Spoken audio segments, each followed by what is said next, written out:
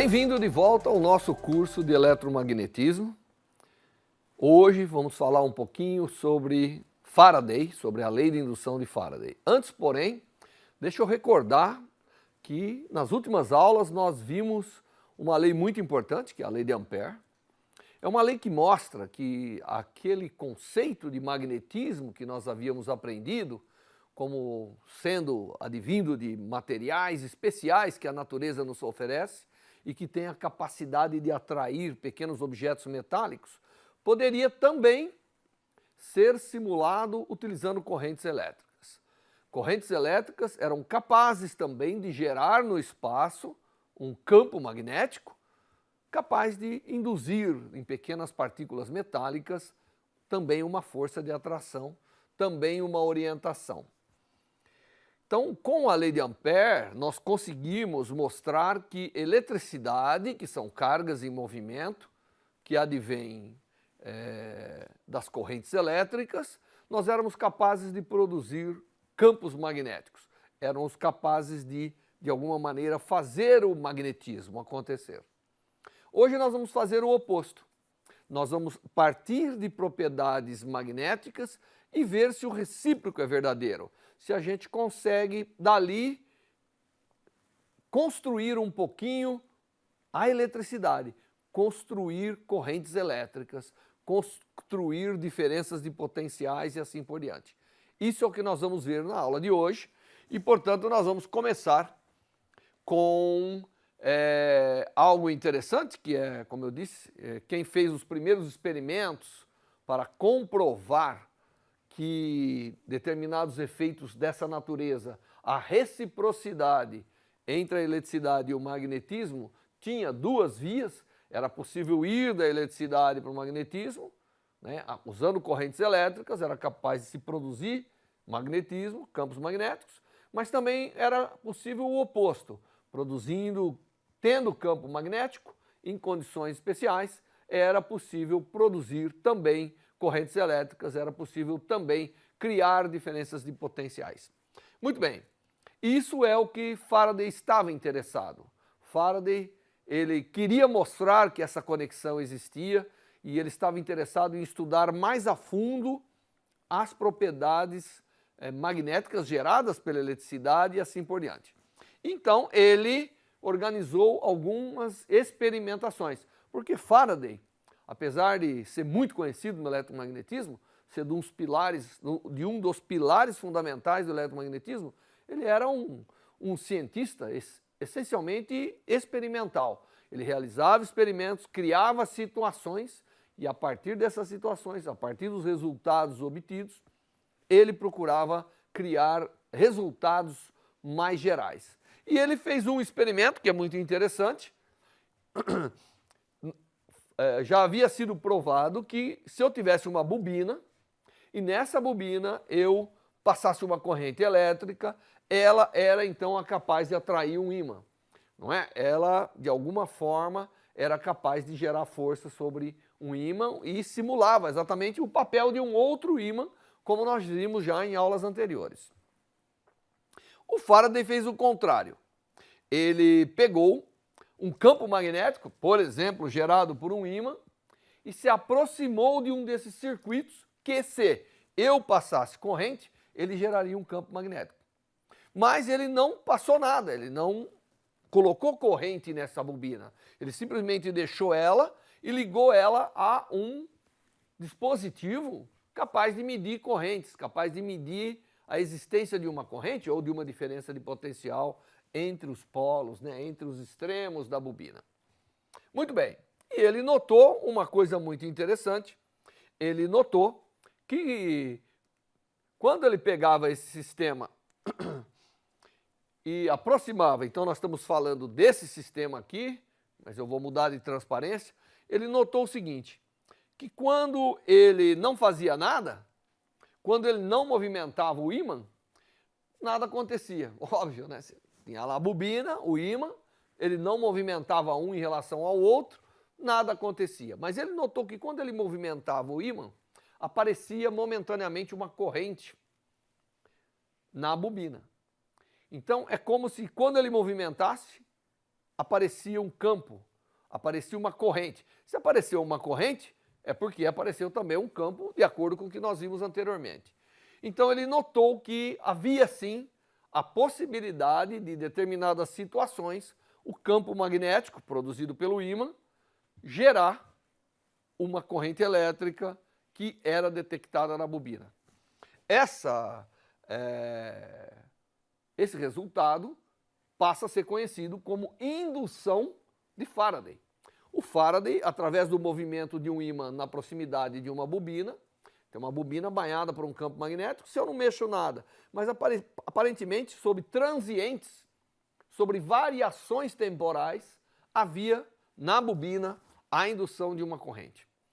Então, isso passou a ser chamado de indução de Faraday, e também ele observou que ele poderia obter essa corrente de maneiras diferentes.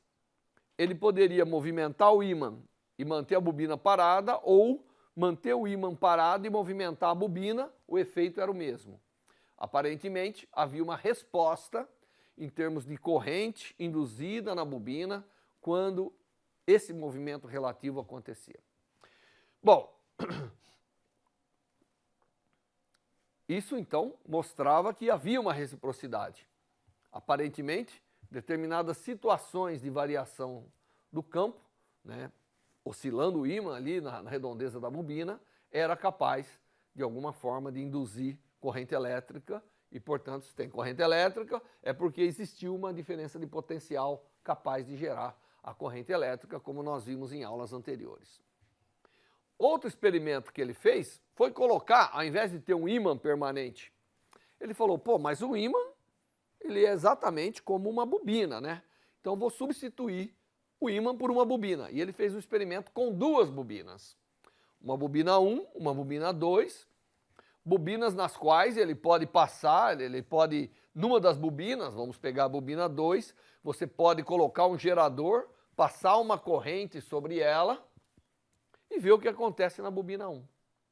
Tá certo? E você tem que entender que é o seguinte, como nós estamos lidando com campos, essa parte espacial separada é fundamental, porque eu estou vendo algo que essa bobina é capaz de gerar no espaço que está sendo ocupado por essa bobina aqui.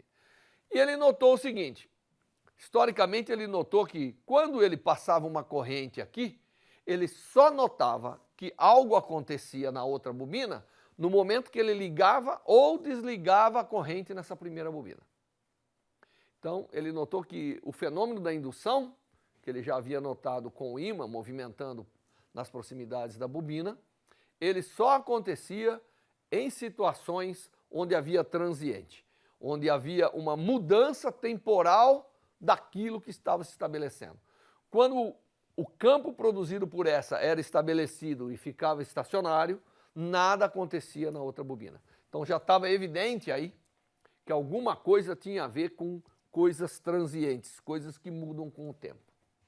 Muito bem.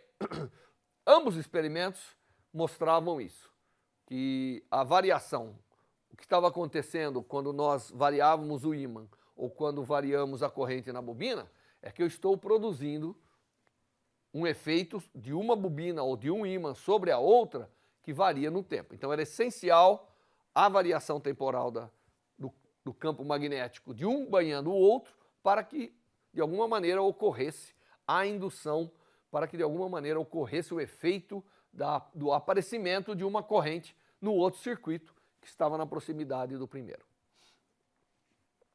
Bom, aqui, essa aqui é uma bobina, mas eu só peguei um quarto da bobina para você entender o que está acontecendo no primeiro experimento.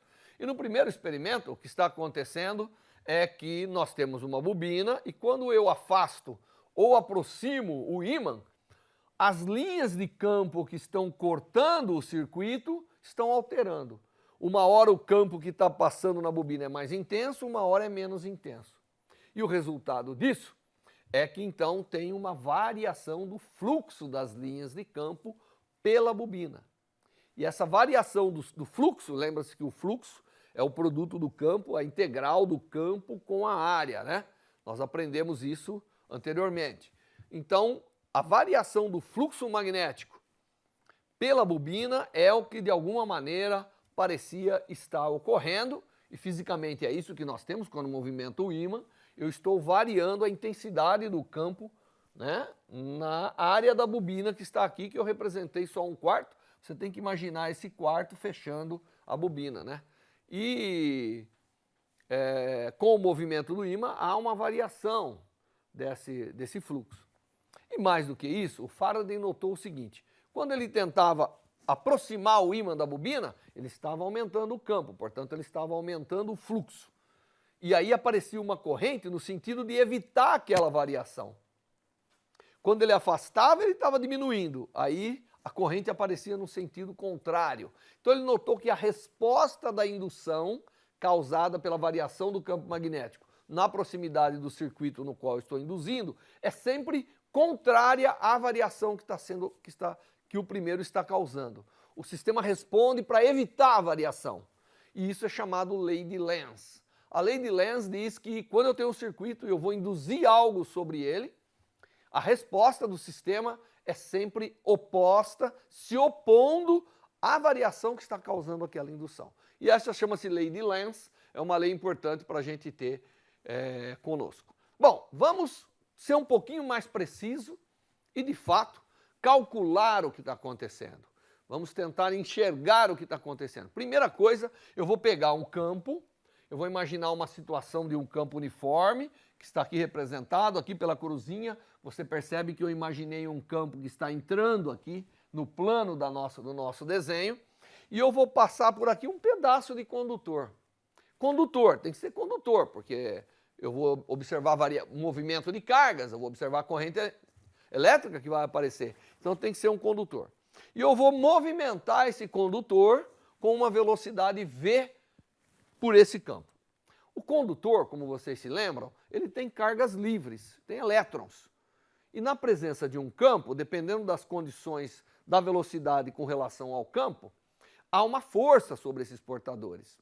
E o que acontece? Se eu tenho um condutor, lá eu tenho cargas livres, e eu movimento ele, eu faço com que o campo magnético exerça uma força sobre os portadores de carga, sobre os elétrons aqui no caso.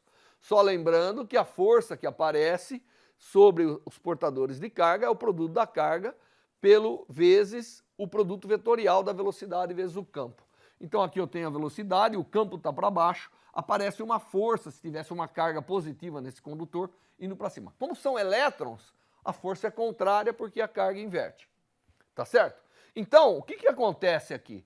Como aparece uma força sobre a carga, é como se tivesse ali um campo elétrico, porque se eu tenho uma carga, sobre ela aparece uma força, não é isso? É porque ali eu posso imaginar que tem capacidade de movimento de carga, que tem um campo elétrico que apareceu. Esse é um campo elétrico induzido na porção do condutor que está aqui. E dado que eu sei a força, eu posso imaginar calcular o campo dividindo a força pela carga, e aqui eu já levei em conta que os portadores são negativos, então o campo é negativo. Como a força, aqui tudo é perpendicular, a velocidade é perpendicular ao campo, o produto vetorial é só o produto das grandezas, né? Em termos de amplitude. Portanto, a força é basicamente a carga vezes a velocidade vezes o campo. Se eu dividir pela carga, eu tenho velocidade vezes o campo magnético nessa região. Então, é como se no condutor aparecesse um campo elétrico capaz de movimentar as cargas. Essas cargas ficarão sujeitas a uma força. Só que isso aqui é um pedaço de condutor. Se fosse um circuito, eu teria uma corrente, mas como não é, eu tenho apenas uma separação de cargas. As cargas negativas vão para um lado e as positivas, né? E vai ficar falta de negativa, portanto positiva do outro lado. E nós aprendemos em aulas anteriores que quando eu tenho cargas positivas e negativas, eu tenho o campo, mas eu tenho também nessa região uma diferença de potencial. E essa diferença de potencial, que eu vou abreviar por DDP, diferença de potencial, que é dado em volts, é o produto, aqui no caso, imaginando o campo constante, é o produto do campo pelo tamanho, pela distância entre as duas regiões, que é, portanto, menos VLB, ou menos VBL. Então, o que acontece? Nesse pedaço de condutor, devido ao movimento dele no campo, aparece uma diferença de potencial. Se eu colocasse um voltímetro aqui nos extremos, eu mediria uma diferença de potencial. E essa diferença de potencial, ela só não induziu uma corrente, que nós aprendemos que uma diferença potencial, se tiver um caminho para as cargas, vai produzir uma corrente elétrica, porque isso aqui não está fechando um circuito. Se eu tivesse um circuito fechado, como esse, essa aqui é a parte do condutor apenas que eu considerei, e o resto é um circuito. Então, o que vai acontecer? A diferença de potencial gerado nessa parte vai induzir uma corrente que vai passar por aqui. Tá certo? Então, vai haver circulação de uma corrente. E se eu tivesse o circuito inteiro embebido no campo? Aqui você vê que uma parte do circuito não está, só essa parte do condutor está. Ah, e essa outra aqui também não gera uma diferença de potencial? Não, porque aqui a velocidade, não é? Se você pegar a velocidade dos condutores, o campo está para lá, a força não é para promover movimento, ela tem um sentido nessa parte, um sentido nessa, ela se anula. Se esse lado tivesse também no campo, a diferença de potencial desse lado e do outro lado seria oposta, se cancelaria. Então, um circuito completo viajando no campo, ele não gera corrente. Mas uma parte do circuito viajando no campo, na maneira que eu estou deduzindo, essa sim gera uma diferença de potencial, podendo levar à circulação de corrente. Muito bem. Então, agora, como eu disse, tudo se passa porque está havendo uma variação do fluxo magnético na área do circuito aqui. Então, eu vou calcular o fluxo magnético. Para calcular o fluxo magnético, eu vou imaginar que esse condutor tem um comprimento L, porque é o mesmo condutor que nós tínhamos anteriormente. Ele está uma porção Y enfiado no campo aqui, sendo banhado com o campo e anda com velocidade V. O fluxo de campo magnético, o campo é uniforme, nós imaginamos. O fluxo de campo magnético nessa porção o campo é uniforme, ele é paralelo aqui, né, à normal da área do circuito, portanto, o fluxo, como nós aprendemos, é basicamente o produto do campo pela área. Portanto, o fluxo do campo magnético é o produto do campo pela área. A área é o lado vezes Y, L vezes Y. Portanto, o fluxo é BLY. E à medida que o circuito caminha nessa região, ele está variando esse fluxo. E essa variação de fluxo eu posso obter tomando a derivada em relação ao tempo. Derivando o fluxo em relação ao tempo, porque ele vai variar com o tempo, o campo é constante, o tamanho do condutor não está mudando, portanto, o que está mudando é essa direção Y, claro, porque tem velocidade, e a velocidade corresponde à taxa de variação dessa dimensão y, e dy dt é exatamente a velocidade. Então, BLV é exatamente a variação do fluxo. Mas BLV, se você voltar lá atrás, é exatamente a DDP. Portanto, a diferença de potencial que nós temos aqui é menos a variação do fluxo à medida que ele se desloca aqui no campo. Nós criamos uma situação que é uma situação fácil de calcular. Se eu aproximar um ímã ou afastar um ímã ou botar um outro circuito que eu gero o campo, a variação total do fluxo nesse circuito é que gera a diferença de potencial nos extremos do circuito e que vai levar à indução de uma corrente. Então nós escrevemos esse resultado de uma forma geral, dizendo que a variação temporal do fluxo do campo magnético num circuito gera uma diferença de potencial nos extremos desse circuito, nos pontos de contato desse circuito. E o sinal é contrário, porque vem da lei de Lenz, mas eu expliquei que vem do fato de que os elétrons têm carga negativa e, portanto, já lá no começo nós invertemos. Essa regra aqui, que a variação do fluxo num circuito gera uma diferença de potencial, ela é mais geral do que essa situação específica que eu coloquei. Coloquei essa situação para poder fazer a conta com vocês. E ela é a chamada lei de indução de Faraday. A existência de uma situação onde o fluxo do campo magnético varia com o tempo num circuito, ele induz uma diferença de potencial e, portanto, pode induzir uma corrente se ele tiver em condições de conduzir corrente. Se no lugar desse amperímetro aqui eu colocasse um voltímetro, o voltímetro, ele sabe, ele tem resistência infinita, ele não permite a passagem de corrente. Então, não teria corrente, mas teria uma diferença de potencial. como eu fechei o circuito, tem então uma corrente induzida nesse circuito.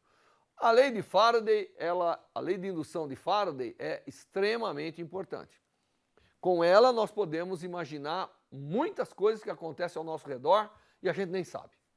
É incrível que devido à lei da indução de Faraday, nós somos capazes de gerar energia numa hidrelétrica e trazer para a cidade, para a gente utilizar a eletricidade e assim por diante. O fato de que campo magnético variando é capaz de induzir corrente elétrica, cria para nós a possibilidade da geração de eletricidade, né? Se eu tiver campos magnéticos, é óbvio. Então, a lei da indução de Faraday, ela não só é importante do ponto de vista do eletromagnetismo, porque ela fecha um laço entre eletricidade gerando campo magnético, mas agora campo magnético variando no tempo, ou o fluxo dele variando no tempo, gerando campo elétrico. Porque para ter uma diferença de potencial, tem que ter uma integral de linha do campo elétrico, como nós vimos anteriormente. Isso significa, então, ter um campo diferente de zero. Esse resultado é geral e é uma das coisas mais fantásticas da natureza envolvendo eletricidade e magnetismo. Que variação de campo elétrico produz campo magnético, mais variação de campo magnético produz campo elétrico, né? Isso tudo, tanto o campo elétrico produzindo magnético, como o magnético produzindo elétrico, é algo muito mais geral no eletromagnetismo do que a gente imagina. Agora que nós sabemos a lei de indução de Faraday, nós temos que realizar alguns exemplos. E isso virá na próxima aula. Até lá!